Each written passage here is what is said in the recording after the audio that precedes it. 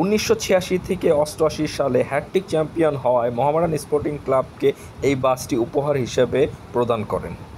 1989 সাল থেকে এই টিম বাসটি প্লেয়ারদের জন্য ব্যবহার করা হয়।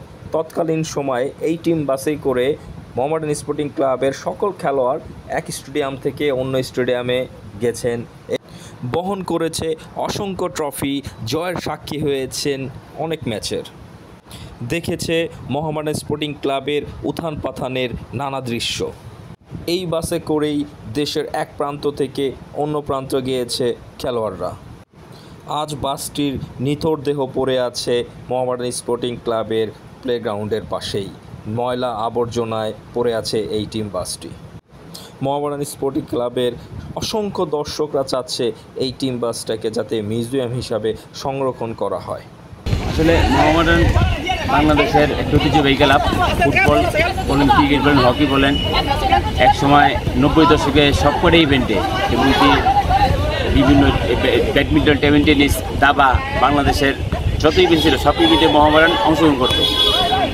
বাংলাদেশের ঐতিহ্যবাহী ক্লাব হিসেবে মোহামেডান এখন তার পুরনো জন্য ফিরে পাইতেছে আস্তে আস্তে, এবং আমরা আশাবাদী Mohammedan sporting club last Dhaka league champion হয়েছে এবং আগামীতে মোহামেডান আগামীতে এই বছর যে নতুন মৌসুমে শুরু করেছে প্র্যাকটিস, আশা করি আল্লাহর মধ্যে অনেক মাঠে ফুটবল ভালো খেলা হবে। আর মোহামেডান আবাহনীর দৌলত যেহেতু আছে, অত আমি আশাবাদী যে মোহামেডান টিম নিয়ে আসানো চ্যাম্পিয়ন খেল দিবে। এবং যারা হয়তো অনেকে ভাববে যে হয়তো সুলেমান নাই, ওই সানডে নাই, টনি নাই, যারা আসছে আল্লাহর মধ্যে তারাও খারাপ না, তারাও মোহামেডানে খেলার জার্সি নিয়ে বেস্ট 11-এ খেলার মতো প্লেয়ার, এবং তারা তাদের সেরাটা উপহার দিবে এবং দর্শকরা তাদেরকে এই উৎসাহের জন্য মাঠে আসবে এবং মোহামেডানের হাজার কোটি সমর্থকদের দোয়ায় এই টিম আগামীতে এই লিগ শিরোপা ধরে রাখবে। আসলে এই যে টিম বাসের প্রশ্ন করছেন, তখন আমার শরীর দায়িত্ব নিয়ে যারা ধরছে রক্তের একটা বিষয়। এই মোহামেডানের এই গাড়িতে আমি অনেক জায়গায় গেছি, সেই বিকেএসপি বলেন কিংবা রাজশাহী বলেন, বগুড়া বলেন, আর চিটাগাং বলেন, আমরা অনেক জায়গায় গেছি। মোহামেডানের খেলার সফরসঙ্গী হয়েছি এবং যে একসময় ঢাকা জাতীয় লীগ হইতো এবং পেশাদার লিগের আগে জাতীয় লীগ হয়েছে, সেসব খেলা দেখার আমার অভিজ্ঞতা হয়েছে। এবং কি লাস্ট যে আমরা হকি প্রিমিয়ার লিগ চ্যাম্পিয়ন হয়েছি এই গাড়ির মাধ্যমে, এবং লাস্ট যে ক্রিকেট লিগ 2009 সালে যে চ্যাম্পিয়ন হয়েছে এই গাড়ির আমরা ওই সফরে ছিলাম এবং আমরা ওই সফরে চ্যাম্পিয়ন হতে অনেক উৎসাহ করেছি। আমাদের এই গাড়ির যে একটা যে আমাদেরকে গিফট করছে আমাদের মরহুম মোহামেডান সাপোর্টার নারায়ণগঞ্জের হাবিব ভাই, তাকে আমরা শ্রদ্ধার সাথে স্মরণ করি এবং কি তার জন্য আল্লাহ কাছে মাফিরাত কামনা করি। উনি আমাদের মোহামেডানের জন্য অনেক কিছু করেছেন।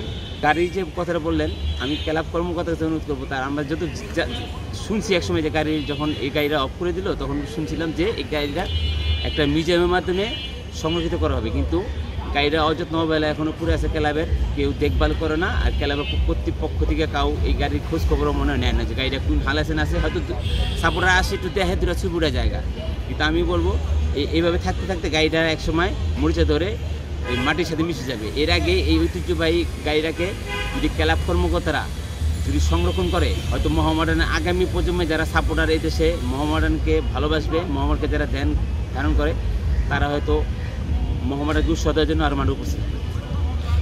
আমার আশাবাদী হলো, মেন উদ্দেশ্য হলো কি রেজাল্টের উপরে আশাবাদী, কিন্তু বাট আমার তো আশাই চ্যাম্পিয়ন হবো।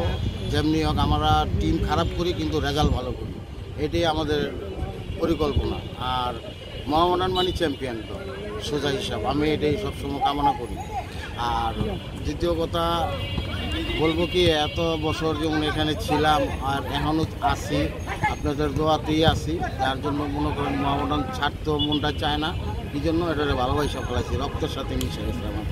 আমাদের হ্যাটট্রিক চ্যাম্পিয়ন হয়েছিল 88 সালে, তখন মনে করেন যে আমাদের হাবিব ভাই মারা গেছে। হাবিব ভাইয়ের খুব দুঃখ প্রকাশ করি, হাবিব ভাই মারা গেছে। হাবিব ভাই ওই টাইমে চ্যাম্পিয়ন হওয়াতে আমাদের একটা গিফট করছে, গিফটের মাধ্যমে আমরা পাইছি।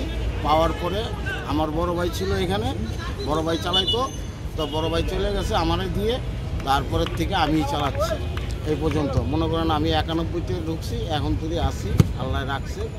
তো বাকিটা কইতে পারি না, আল্লাহর ইচ্ছা। যতদিন বাঁচবো ততদিন আশা আছে যে চালাই যাবো গাড়িটা। অবস্থাটা কি, আপনার এই গাড়ির ভিতরের ইঞ্জিল কিন্তু সবই ভালো, কিন্তু এটা ওই আমাদের কাগজ ছিল না তো, যার জন্য এই গাড়িটা বসায় দিছি।